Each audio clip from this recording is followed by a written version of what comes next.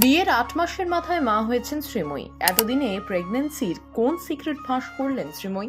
মেয়ের বয়স মাত্র ১৫ দিন। গত ২রা নভেম্বর কাঞ্চন শ্রীময়ীর জীবনে এসেছে তাদের প্রথম সন্তান কৃষ্ণী। ঘরে লক্ষ্মীর আগমনে খুশির হাওয়া মল্লিক পরিবারে। বিয়ের ৮ মাসের মধ্যেই মা হয়েছেন শ্রীময়ী। পরিবারের জন্য তা নিঃসন্দেহে আনন্দের খবর। অন্যদিকে সেদিন থেকেই সকলের মনে প্রশ্ন, কাঞ্চন শ্রীময়ী কবে জেনেছিলেন তারা দুজন থেকে তিনজন হচ্ছেন? এক সংবাদ মাধ্যমের কাছে সিক্রেট ফাঁস করলেন সুপার মম শ্রীময়ী। তিনি আনন্দের সঙ্গে বললেন, দোল পূর্ণিমার ঠিক পরদিন জানতে পেরেছেন তাদের জীবনে নতুন কেউ আসছে। ২৫শে মার্চ টেস্ট করে জানতে পারি রিপোর্ট পজিটিভ। সেই সময় কাঞ্চন মুম্বাইতে শুটিং করছিল।